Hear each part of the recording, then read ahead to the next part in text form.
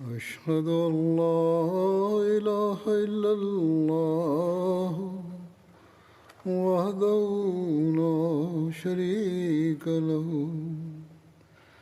وأشهد أن محمدا عبده ورسوله أما بعد فأعوذ بالله من الشيطان الرجيم بسم الله الرحمن الرحيم الحمد لله رب العالمين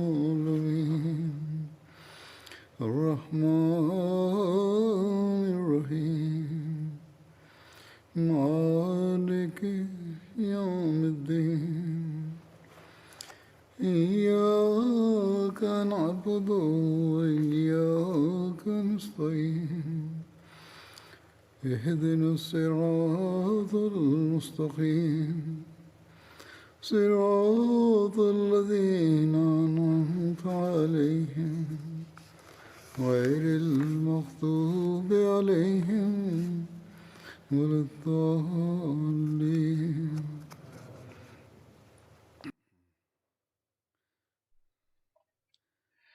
ذكر عهد عمر رضي الله عنه مستمر، وسأتناول بهذا الصدد اليوم فتح بيت المقدس الذي تم في السنة 15 الهجرية. لما حاصر الجيش الإسلامي بيت المقدس تحت قيادة عمرو بن العاص، انضم إليه جيش أبي عبيدة أيضا. سئم النصارى من التحصن فطلبوا الصلح، واشترطوا أن يتولى عمر بن الخطاب رضي الله عنه بنفسه عقد الصلح. فأطلع أبو عبيدة عمر بهذا الأمر، فاستشار رضي الله عنه الصحابة، فأشار عليه علي أن يسير إلى ذلك. استحسن عمر هذا الرأي فاستخلف عليا على المدينة، وفي رواية استخلف عثمان على المدينة. لم يكن هذا السفر عاديا لعمر، وكان الهدف منه إثارة الرعب في قلوب الأعداء بعظمة الإسلام.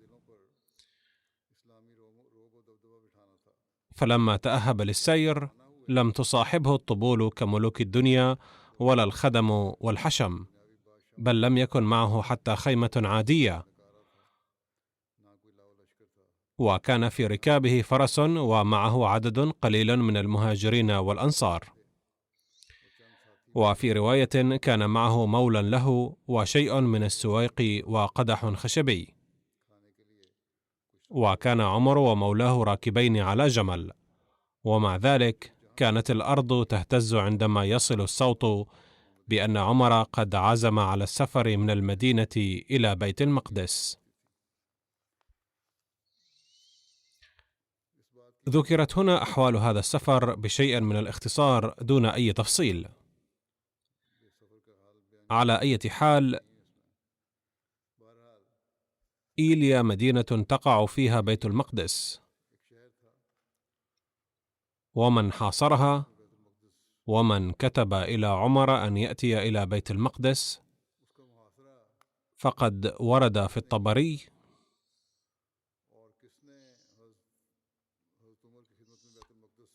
كتب عمرو بن العاص إلى عمر بن الخطاب يطلب منه الإمداد، فكتب فيه عمرو: أنني أمام حروب طاحنة، ولا زالت معارك باقية في بعض المدن، وأنتظر نصحك.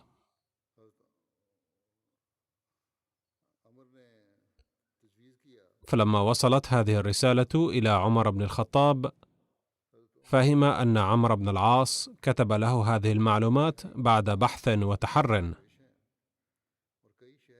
فأعلن بين الناس عن سيره وخرج لهذا السفر.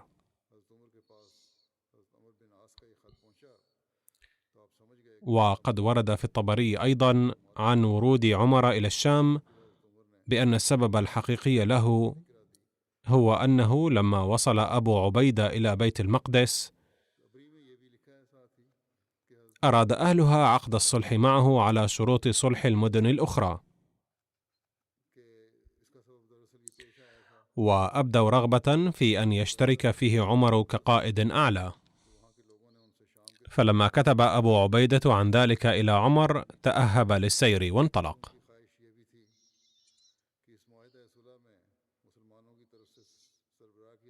ولكن بعض المؤرخين لا يرتاحون لهذه الرواية، وكتب محمد حسين هيكل بهذا الخصوص: يجب أن نستبعد الرواية القائلة بأن خالد بن الوليد أو أبو عبيدة بن الجراح حاصر أحدهما بيت المقدس أو كلاهما، على ما ذكره الطبري وابن الأثير وابن كثير وغيرهم.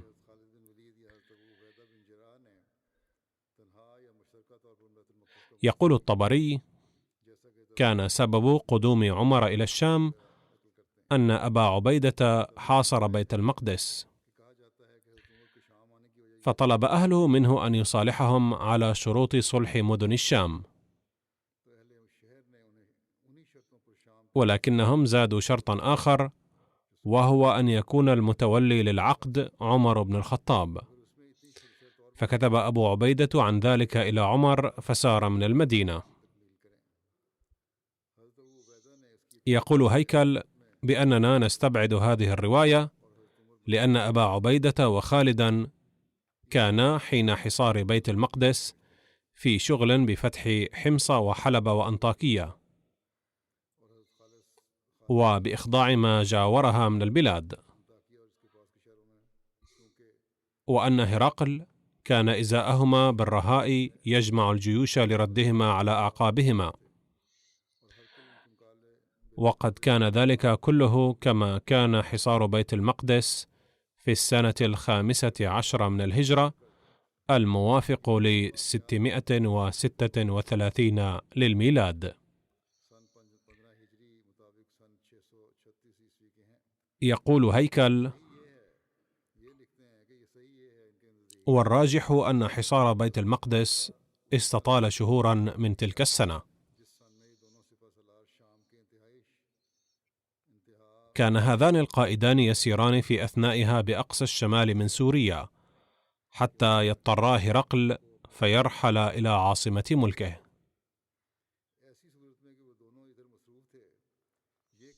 أما وذلك شأنهما، فالقول بأن أحدهما أو كليهما حاصر بيت المقدس قول لا ينهض، ولذلك يجب استبعاده.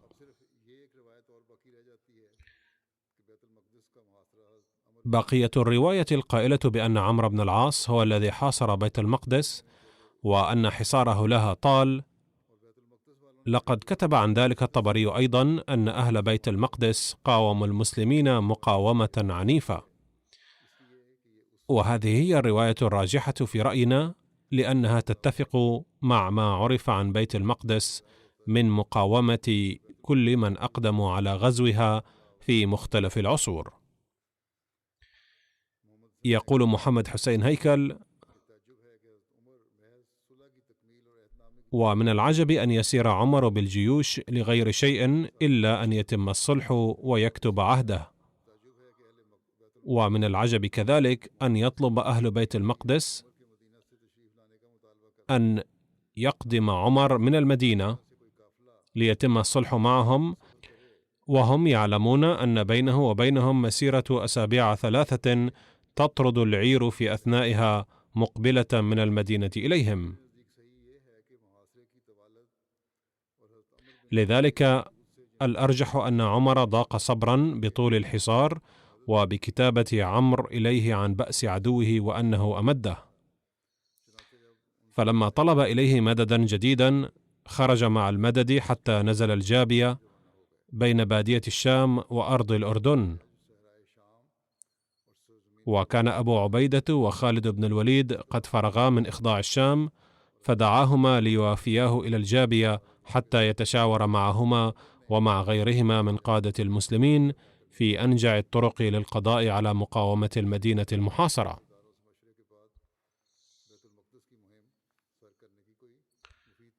عرف أطربون وصفرنيوس مقدم عمر، وهناك اختلاف في الأسماء،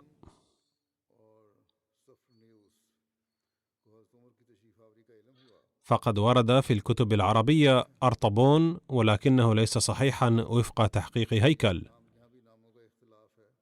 إذ الصحيح عنده أطربون. أما صفرنيوس فقد ورد في الكتب العربية صفرونيوس. يقول: وعرف أطربون وصفرنيوس ما نزل بالروم على أيدي أبي عبيدة وخالد من مصائب،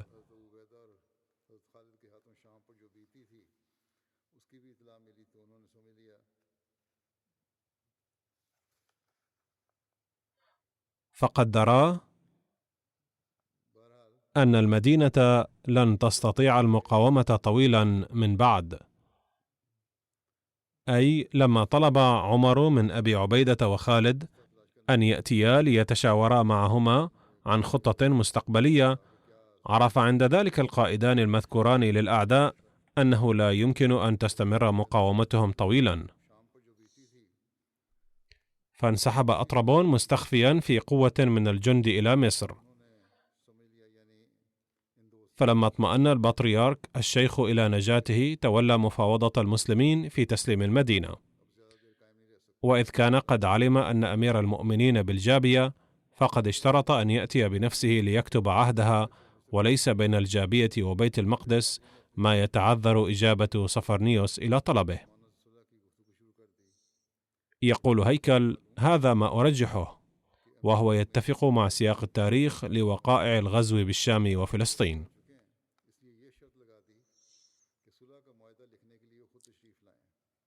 على أي حال، ما هي المشورة التي تمت بعد تلقي عمر الرسائل؟ فقد ورد عن ذلك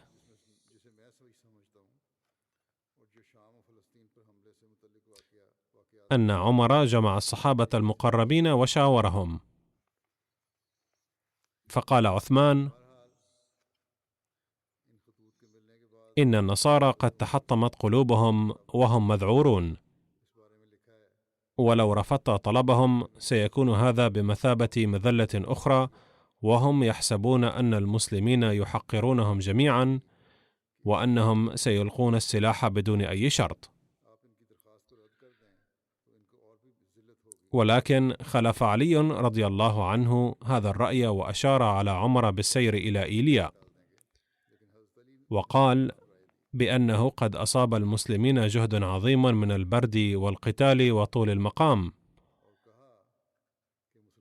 فإذا قدمت عليهم كان لك وللمسلمين الأمن والعافية والصلاح،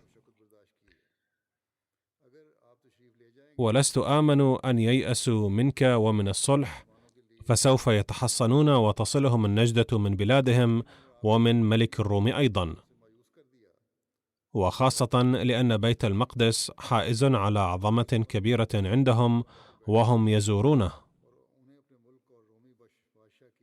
فأعجب سيدنا عمر برأي علي رضي الله عنه وقبله.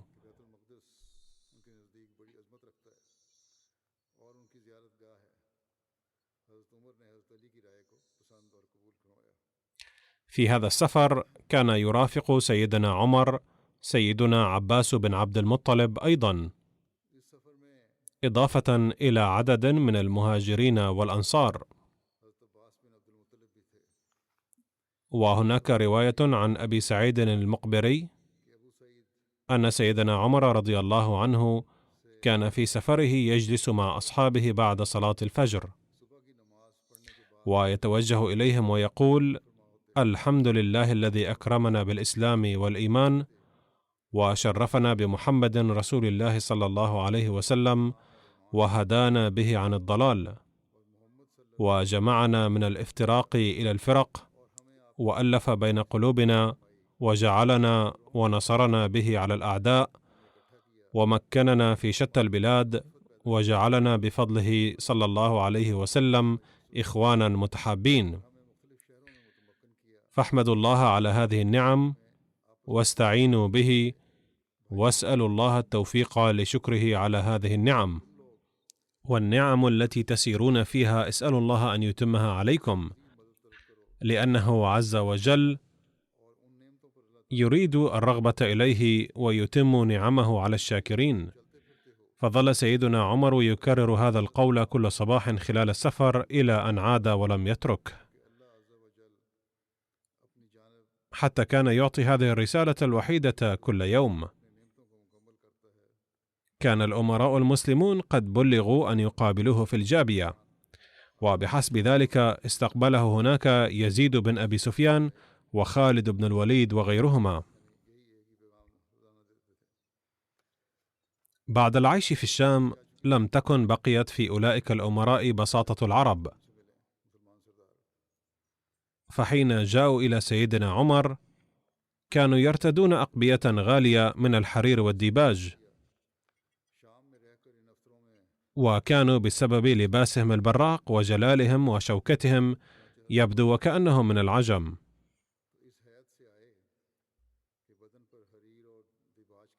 فاستشاط سيدنا عمر غضبا فنزل عن الحصان ورمى إليهم أحجارا على أنهم بهذه السرعة قلدوا العجم في عاداتهم، فقالوا إن تحت هذه الأقبية سلاح، أي لم نتخلى عن وضعنا العسكري. فقال لهم سيدنا عمر: إذا كنتم اهتممتم بالوضع الظاهري للظهور أمام هؤلاء وحليتكم من الداخل هي العربية فلا بأس. وفي رواية أن يزيد بن أبي سفيان قال: يا أمير المؤمنين، إن الثياب والدواب عندنا كثيرة، والعيش عندنا رفيع، والسعر رخيص، وحال المسلمين كما تحب، فلو أنك لبست من هذه الثياب البيض وركبت من هذه المراكب الرائعة وأطعمت المسلمين من هذا الطعام الكثير كان أذيع للصيت، وأزين لك في إدارة شؤون البلاد، وأكثر تعظيما لك عند الأعاجم. فقال له: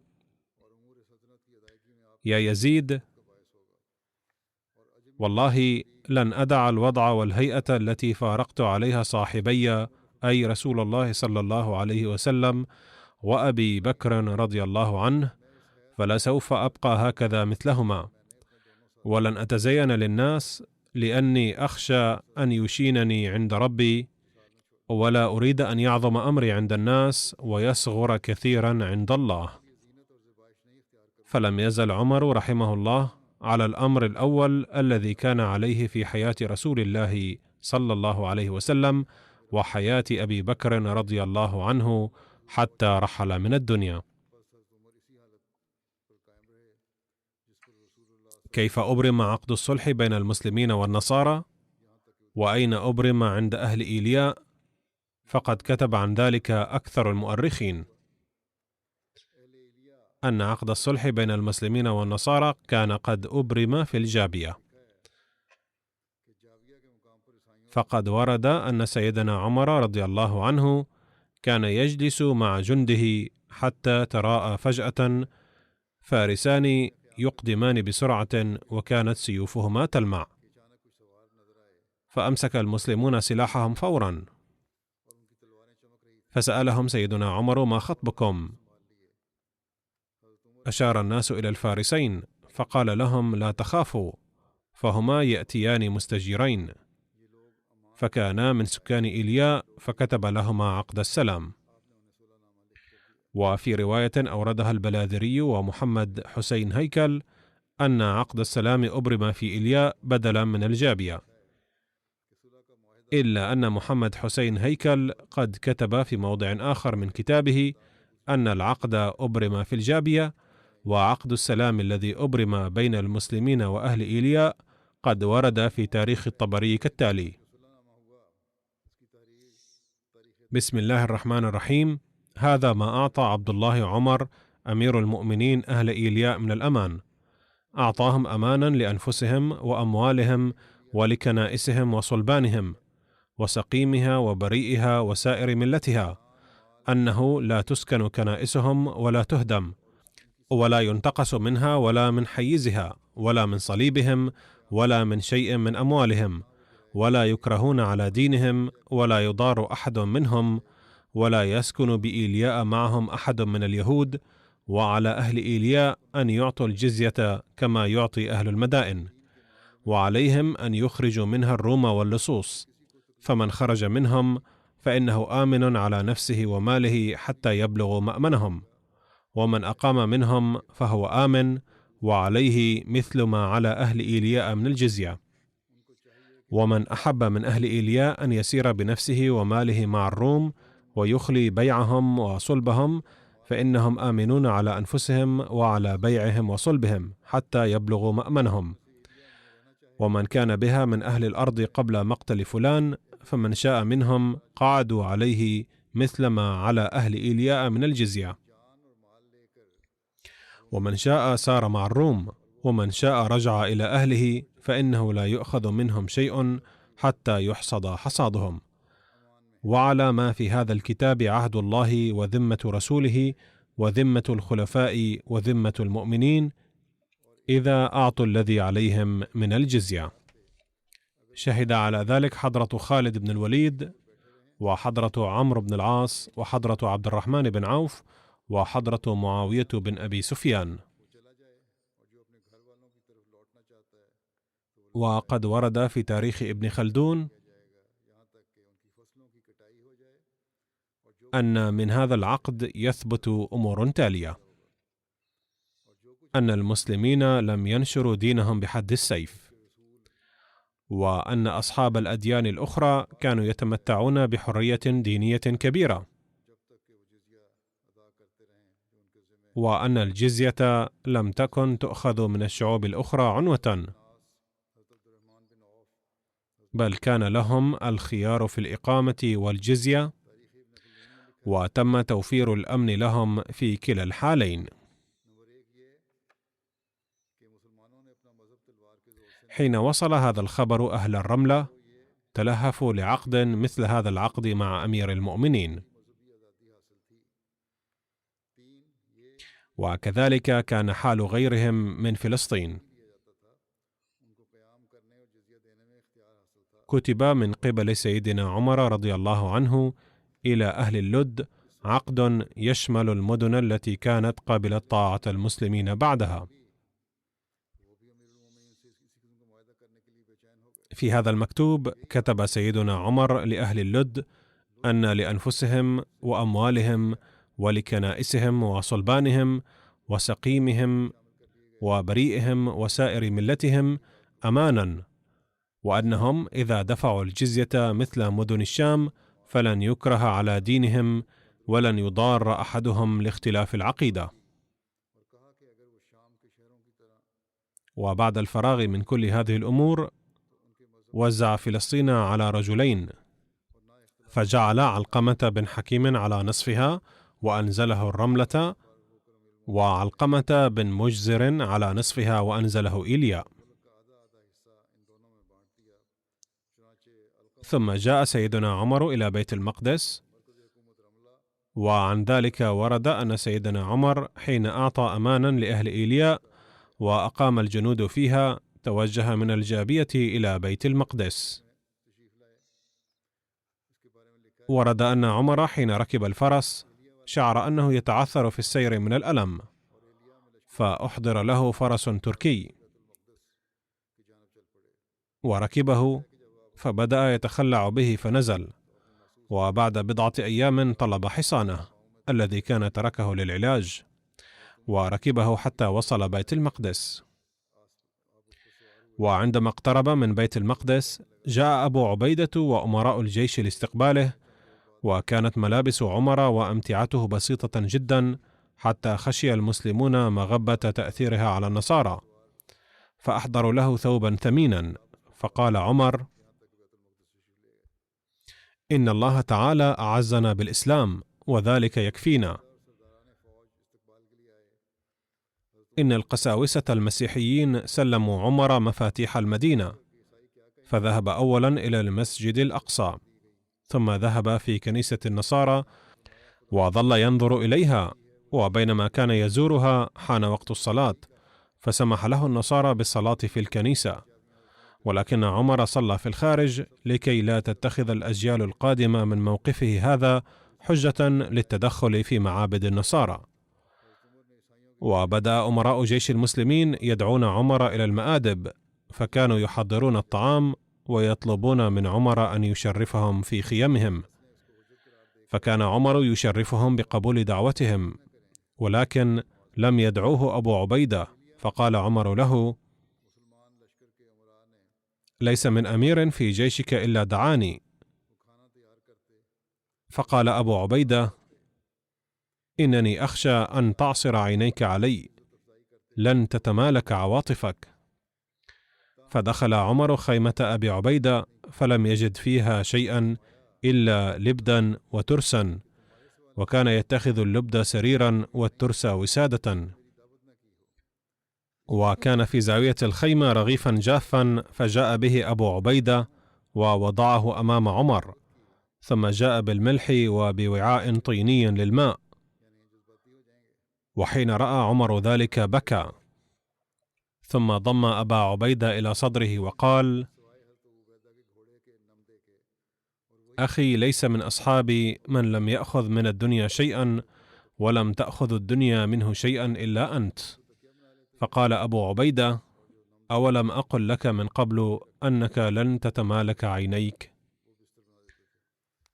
ثم خرج عمر رضي الله عنه وقام في الناس، فحمد الله وأثنى عليه بما هو أهله، وصلى على النبي، ثم قال: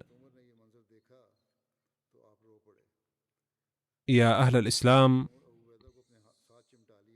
إن الله قد صدقكم الوعد ونصركم على الأعداء وورثكم البلاد ومكن لكم في الأرض، فلا يكن جزاء ربكم إلا الشكر، وإياكم والعمل بالمعاصي، فإن العمل بالمعاصي كفر للنعم، وقلما كفر قوم بما أنعم الله عليهم ثم لم يفزعوا إلى التوبة إلا سلبوا عزهم وسلط عليهم عدوهم.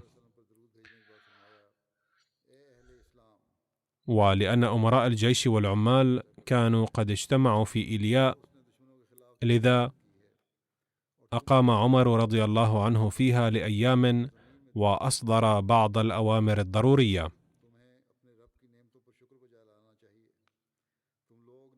وذات يوم جاء بلال وشكى قائلا: يا أمير المؤمنين،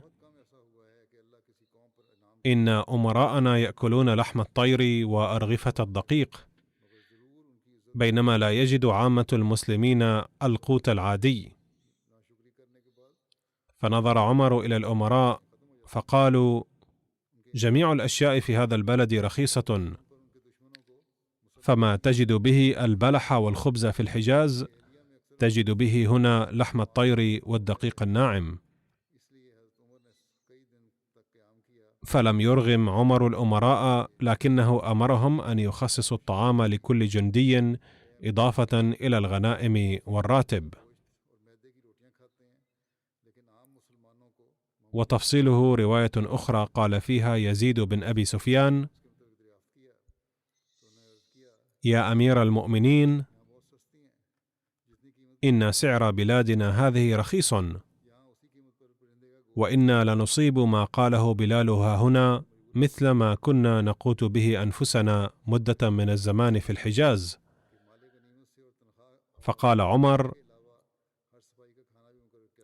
إن الأمر كما ذكرت فكلوا هنيئا مريئا، ولست أبرح من مكاني حتى تجمعوا إلي من في المنازل، وأن تكتبوا إلى فقراء المسلمين ممن في المدن والقرى، فأفرض لكل أهل بيت ما يجزيهم من البر والشعير والعسل والزيت وما يحتاجون إليه. ثم قال عمر مخاطبا المسلمين العامة والضعفاء: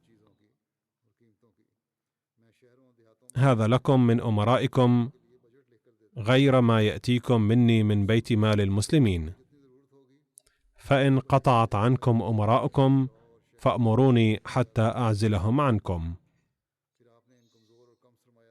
وأثناء إقامته في إيلياء ذات يوم حان وقت الصلاة، أصر عمر رضي الله عنه على بلال رضي الله عنه أن يؤذن، فقال بلال: لقد عزمت ألا أؤذن لأحد بعد رسول الله، ولكن اليوم سأطيع أمرك.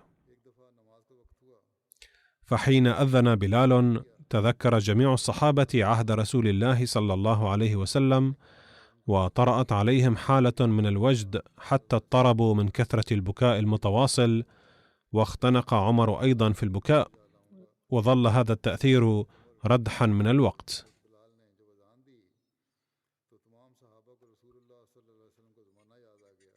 وقام عمر رضي الله عنه بجولة في البلد كله قبل رجوعه من بيت المقدس، وعاين الحدود ودبر لحفاظ البلد. وحين تحقق الهدف من زيارته لبيت المقدس عاد إلى المدينة من الطريق نفسه الذي كان قدم منه، وأقام في الجابية لبضعة أيام ثم انطلق على حصانه. والأعمال التي قام بها عمر في فلسطين اطلع عليها علي رضي الله عنه والمسلمون الآخرون، فاستقبلوه خارج المدينة استقبالا عظيما، فجاء حتى دخل المسجد النبوي فصلى ركعتين عند المنبر، ثم صعد المنبر فاجتمع الناس إليه، فقام فحمد الله وأثنى عليه وصلى على النبي صلى الله عليه وسلم، ثم قال: أيها الناس، إن الله قد اصطنع عند هذه الأمة أن يحمدوه ويشكروه، وقد أعز دعوتها وجمع كلمتها وأظهر فلجها ونصرها على الأعداء وشرفها ومكن لها في الأرض وأورثها بلاد المشركين وديارهم وأموالهم، فأحدثوا لله شكرا يزدكم، واحمدوه على نعمه عليكم يدمها لكم، جعلنا الله وإياكم من الشاكرين. ثم نزل. قال الخليفة الأول رضي الله عنه: قال القساوسة عند محاصرة أورشليم: إذا جاء خليفتكم سنسلم له الأمر كله. فانطلق عمر رضي الله عنه مع بساطته المعهودة، فكان يركب البعير على التناوب مع خادمه، فقال له أبو عبيدة رضي الله عنه: عليك أن تغير اللباس وتركب الحصان. فقبل رأيه، ولكن بعد قطع مسافة وجيزة نزل من الحصان وقال: أحضروا لي لباسي السابق وبعيري. وعندما دخل رضي الله عنه ألقى إليه البطريرك وغيره المفاتيح مرعوبين، وقالوا: لا نستطيع أن نقاوم هذا القائد. ذكر الخليفة الأول بهذا الأسلوب، وقال سيدنا المصلح الموعود رضي الله عنه بهذا الشأن: في أورشليم هناك معبد وهو مقدس لليهود كقداسة الكعبة عندنا. عندما فتحت أورشليم على يد المسلمين أراد النصارى أن يصلي عمر رضي الله عنه في معبدهم، ولكنه رضي الله عنه قال: أخشى أن يتخذه المسلمون معبدا لهم لو صليت فيه، فصلى خارجه. ثم يقول المصلح الموعود رضي الله عنه: لقد فتحت فلسطين في عهد عمر رضي الله عنه، ولما قدم أورشليم خرج القساوسة لاستقباله وسلموا له مفاتيح المدينة، وقالوا له: أنت ملكنا الآن، فتعال وصلي ركعتين في مسجدنا حتى تطمئن أنك قد صليت في مكاننا المقدس الذي هو مقدس عندكم أيضا. فقال لهم عمر رضي الله عنه: لن أصلي في مسجدكم لأني خليفة المسلمين، فأخاف أن ينتزعوه منكم غدا محتجين بأنه من الأماكن المقدسة لهم، لذا سأصلي في الخارج حتى لا ينزع منكم مسجدكم. باختصار، قام الرومان بمحاولة أخيرة في العام 17 من الهجرة، وبسبب محاولتهم هذه أحرز المسلمون فتحا كاملا على الشام.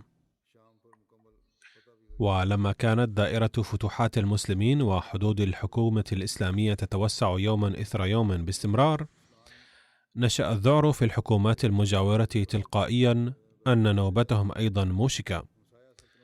فكتب أهل الجزيرة الساكنون بين العراق والشام الذين كانوا قد يئسوا بعد فرار يزدجر إلى الري إلى هرقل ما مفاده: لو أرسلت جيشا عن طريق البر لمحاربة المسلمين وطردهم من مناطق فتحوها لساعدناك.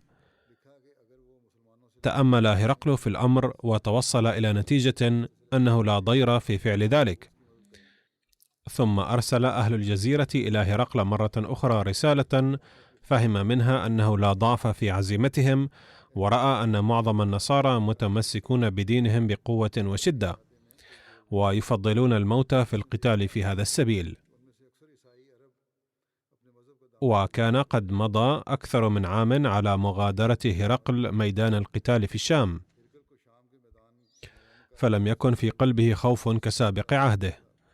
وقد رأى أيضا أن معظم المناطق الحدودية قوية لدرجة قدرتها على مقاومة هجمات المسلمين، وكان أسطوله البحري أيضا محفوظا إلى ذلك الحين. وكان هرقل يعلم أن المسلمين يخافون البحر وكل ما يأتي من البحر، وهذا الأمر أدى إلى تقوية إرادته، فمال إلى قبول طلب أهل الجزيرة، فحرض في مكتوبه تلك القبائل وقوى عزيمتهم وقال: لقد أمرت السفن بالانطلاق وستصل قريبا من الإسكندرية إلى أنطاكيا حاملة الجيش والأسلحة الحربية. فباستلام رسالة هرقل انطلقت القبائل من الجزيرة إلى حمص مع جيش قوامه 30,000 جندي. ولما علم أبو عبيدة رضي الله عنه بذلك استدعى خالد بن الوليد من قنسرين للاستشارة، فقرر القائدان أن تجتمع جيوش المسلمين كلها في شمال الشام لمواجهة العدو. فجمعت في حمص جيوش من أنطاكيا وحما وحلب ومن معسكرات قريبة. ومن ناحية ثانية انتشر الخبر في البلد كله أن جيوش هرقل قادمة عن طريق البحر، وأن قبائل الجزيرة قد انطلقت إلى حمص لشن الهجوم. فجعل الناس يتساءلون بعضهم بعضا: ما السبيل إلى صد هجوم جديد من قيصر وحلفائه؟ وعندما وصلت سفن هرقل إلى أنطاكيا فتحت أبواب المدينة للجيش، وتحول الناس ضد المسلمين، واشتعلت نيران التمرد في شمال الشام كله. ووجد أبو عبيدة رضي الله عنه نفسه محصورا في حمص، إذ قد حاصرها العدو من جميع الجوانب، ورأى أن الجيش يتقدم إليه من الجانبين، أي من البحر والصحراء. فجمع أصحابه وقال بأنه بعث رسالة إلى أمير المؤمنين وطلب منه العون في هذا الموقف الحرج، ثم استشارهم: هل يجب أن نحارب العدو خارج المدينة، أو لننتظر المدد القادم من المدينة ونقاتلهم متحصنين؟ رأى خالد بن الوليد بالقتال خارج المدينة، أما بقية القادة فقد فضلوا التحصن وطلب المدد على جناح السرعة. فقبل أبو عبيدة رأي القائلين بالتحصن، ولم يقبل رأي خالد بن الوليد القائل بالمواجهة خارج المدينة، فقام بحماية الحصون وكتب رأي أصحابه إلى الخليفة. كان سيدنا عمر رضي الله عنه لا يهمل أنه لو واجه الجيش الإسلامي من قبل العراق والشام أيضا خطرا مثله لتعرضت فتوحات المسلمين لابتلاء كما واجهته من قبل، أي في بداية عهده رضي الله عنه. وبناء على ذلك أمر عمر رضي الله عنه بعمارة البصرة والكوفة، واتخذ هاتين المدينتين معسكرا للمسلمين بحيث لم يسكنها أحد من غير المسلمين. وإضافة إلى ذلك عين في كل من 7 مدن أخرى 4,000 فارس مسلحين وجاهزين في كل حين لمعالجة الحاجات الطارئة. وصلت رسالة أبي عبيدة رضي الله عنه إلى الخليفة وشعر رضي الله عنه أن هذا القائد العظيم للمسلمين محاط بخطر كبير، فأمر سعدا بن أبي وقاص فورا وقال: أرسل قعقاع بن عمرو إلى حمص مع الجيش فور تلقيك رسالتي هذه، لأن أبا عبيدة محاصر هناك، أي يجب أن يصله المدد والعون بأسرع وقت ممكن. نفذ سعد أمر أمير المؤمنين في اليوم نفسه، وانطلق جيش قوامه 4000 فارس محنك تحت إمرة القعقاع من الكوفة إلى حمص. كان الوضع خطيرا لدرجة أن ذهاب القعقاع بجيش قوامه 4000 جندي فقط لم يكن كافيا لمواجهة العدو، لأن عدد القادمين من الجزيرة إلى حمص كان بالغا 30,000، وذلك إضافة إلى الجيش الذي أرسله هرقل إلى أنطاكية على متن السفن. كان عمر رضي الله عنه يعرف جيدا أن رجاله يواجهون في كافة مدن الشام أهلها، فلو تركوا تلك المدن وغادروا إلى حمص لاختل النظام كله في الشام. فبعد أمره القعقاع بالانطلاق من الكوفة أصدر أحكاما أخرى أيضا دلت على حكمته وصواب رأيه. لقد تشجعت القبائل القادمة من الجزيرة إلى حمص على ذلك لمعرفتها أن قراهم في مأمن من هجمات المسلمين، فلو شن الهجوم على تلك القرى لكان من شأنه أن يؤدي إلى عودة تلك القبائل على أدراجهم وإلى التخفيف من الضغط على أبي عبيدة وجيشه.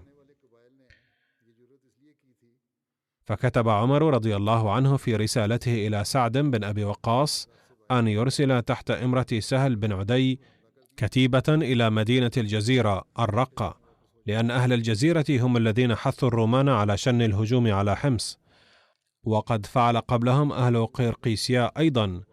كذلك أرسلت كتيبة أخرى تحت إمرة عبد الله بن عتبان لغزو نصيبين، لأن أهل قرقيسيا حرضوا سكان نصيبين أيضا على أن يهاجموا، فلتطرد هذه الكتيبة العدو من حران التي كانت عاصمة الجزيرة والروحاء. وأرسل الكتيبة الثالثة تحت إمرة الوليد بن عقبة إلى قبائل النصارى العرب في الجزيرة، ربيعة وتنوخ في الجزيرة. وأرسل عياض بن غنم إلى جبهة الجزيرة نفسها، وإذا نشبت الحرب سيكون قادة الجيوش الأخرى تحت حكم عياض بن غنم. فلما انطلق هؤلاء القادة كلهم تخلى أهل الجزيرة عن محاصرة حمص وانطلقوا إلى الجزيرة. إذن كانت استراتيجية عمر رضي الله عنه أن أرسل بدلا من الاجتماع في مكان واحد بعض الكتائب إلى مدن ومناطق أخرى حيث اجتمعت جيوش العدو. وكانت النتيجة أنه لما رأى العدو أن المسلمين قادمون إلى جزرهم ومدنهم ومناطقهم تركوا المحاصرة وانصرفوا.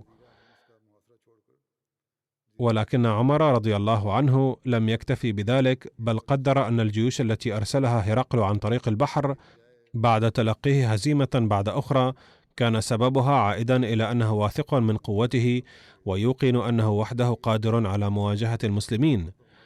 وأكبر دليل على ذلك أنه جعل ابنه قسطنطين قائدا على الجيوش القادمة على متن السفن من الإسكندرية. سار القعقاع بن عمرو إلى حمص ب4,000 من جنوده بحسب خطة سيدنا عمر رضي الله عنه.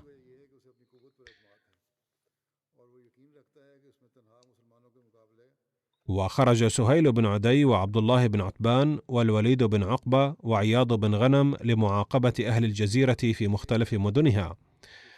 وسار سيدنا عمر رضي الله عنه من المدينة قاصدا حمص وأقام في الطريق بالجابية.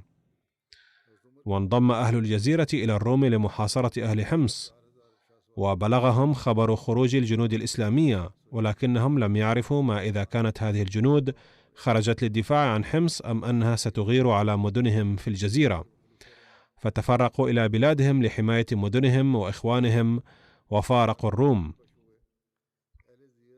واستيقظ أبو عبيدة ذات صبيحة فإذا بقبائل الجزيرة قد رجعت إلى بلادها، ولم يبقى لمواجهة المسلمين إلا جنود هرقل. فاستشار أبو عبيدة رؤساء جنده وأخبرهم أنه يريد الخروج من المدينة لقتال الروم، ففرح خالد بسماع ذلك وقال: علينا أن نغير على الروم فورا قبل أن يتدبروا لإصلاح أمرهم بحسب الوضع المستجد. فألقى أبو عبيدة رضي الله عنه أمام الجند خطبة مثيرة وقال: أيها المسلمون، من ثبت اليوم ونجا فقد نال الملك والمال، ولو مات نال ثروة الشهادة. وأشهد أن سمعت رسول الله صلى الله عليه وسلم يقول: من مات غير مشرك بالله دخل الجنة يقينا. كان الجنود متحمسين لشن الهجوم سلفا، فحمسهم خطاب أبو عبيدة أكثر، فما لبثوا أن حملوا السلاح، فتقدم أبو عبيدة وهو على القلب، وخالد بن الوليد على الميمنة، والعباس على الميسرة، وتقاتل الفريقان، ولم يقدر الروم على الثبات أمام المسلمين، وفروا من القتال بعد قليل وانهزموا. ووصل قعقاع بن عمرو بجنوده من الكوفة إلى حمص بعد انتهاء القتال بين المسلمين والروم ب3 أيام. ومن ناحية أخرى، لما وصل سيدنا عمر رضي الله عنه إلى الجابية في طريقه إلى الشام، لقيه رسول أبي عبيدة رضي الله عنهما، وأخبره أن الله تعالى قد كتب الفتح للمسلمين على الروم قبل وصول القعقاع إلى حمص ب3 أيام.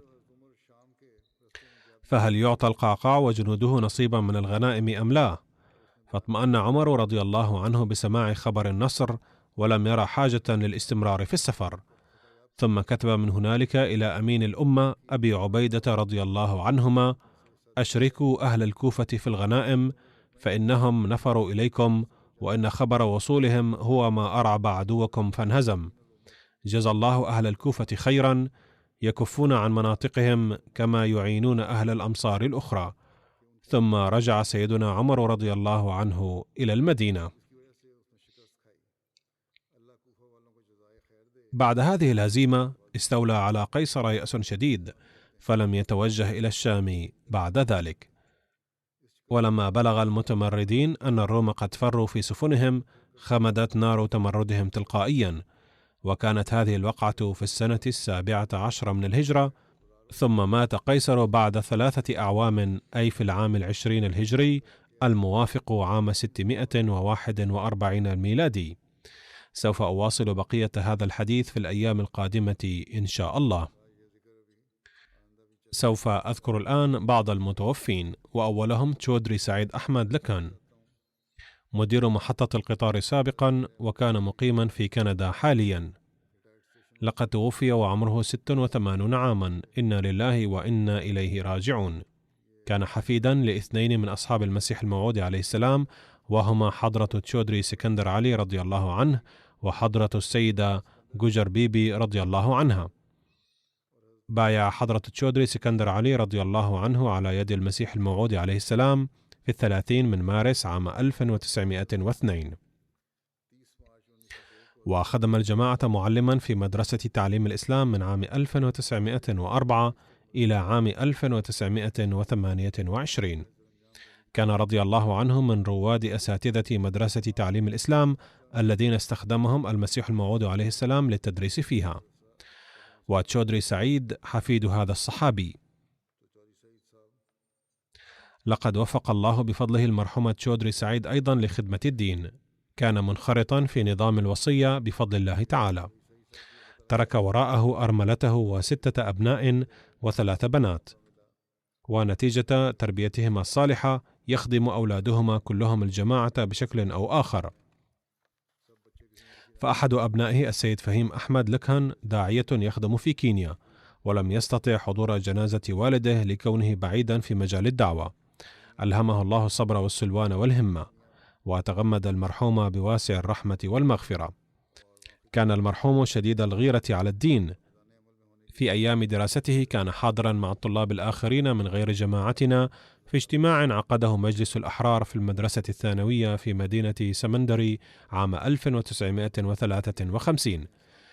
فوجه الشيخ عطاء الله شاه بخاري في خطابه تهما شنيعة إلى سيدنا المسيح الموعود عليه السلام، واستخدم ضده لغة بذيئة جدا. فما كان من السيد سعيد إلا أن قام وتحدى الشيخ وهو يخطب، وقال له: إنك كذاب حتى أفحمه. فقال الشيخ للقوم: خذوا هذا المرزائي وأوسعوه ضربا، فضربوه ضربا مبرحا. ولكن حصلت الفوضى في الاجتماع وتفرق الناس وتشتتوا.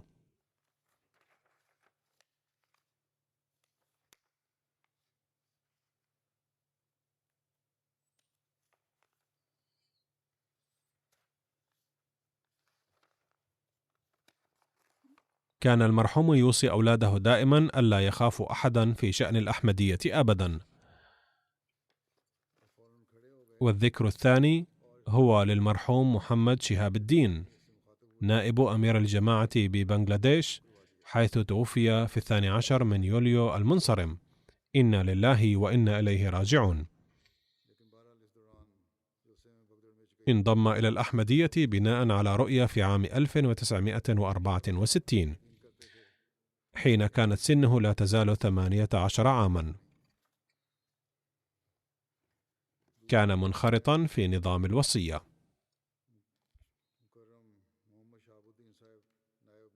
وكان من الخدام القدامى للجماعة. كان ذا شمائل جمة، كان فدا للخلافة، قوي الإيمان، أمينا، قليل الكلام، وشديد الإدراك لمصالح الجماعة ومنافعها. دفع كل ما عليه من تبرع الوصية قبل وفاته.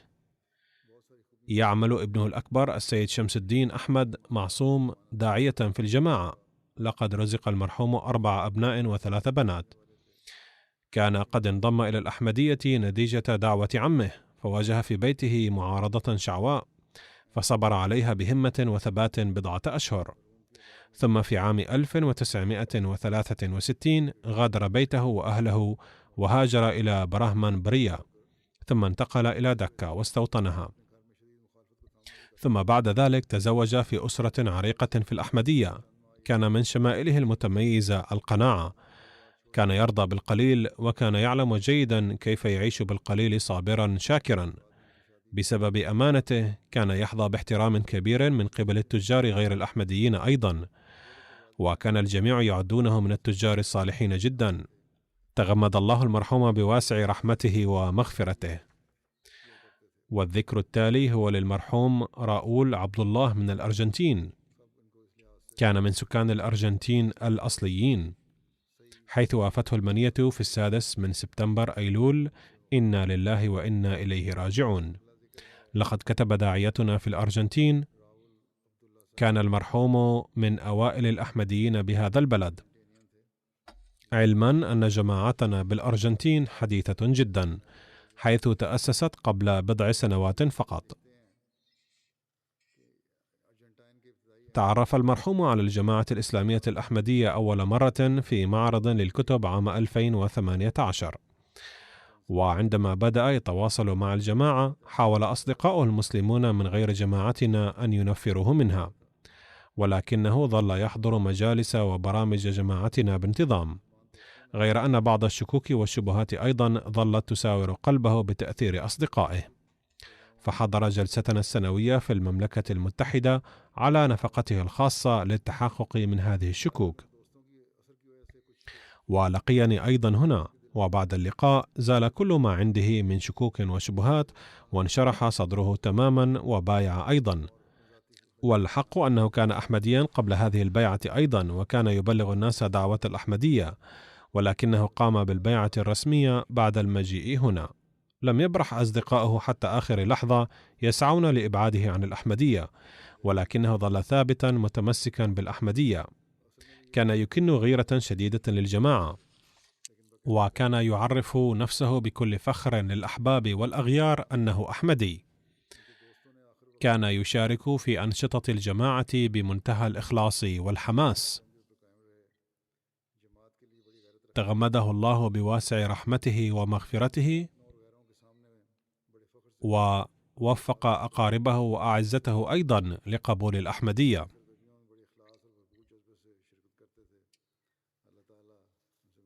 سوف أصلي على كل هؤلاء المتوفين جنازة الغائب بعد أداء الصلوات.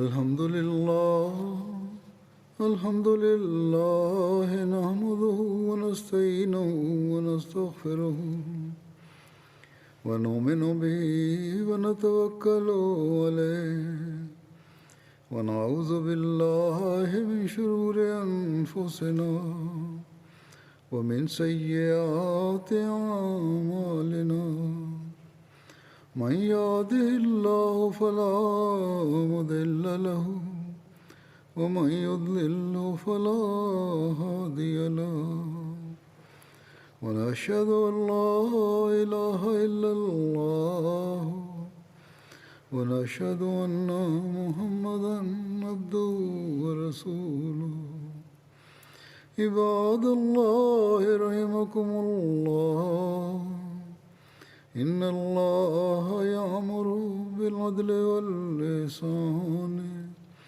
وإيتاء ذي القربى وينهى عن الفحشاء والمنكر والبغي يعظكم لعلكم تذكرون اذكروا الله يذكركم وادعوه يستجب لكم ولذكر الله أكبر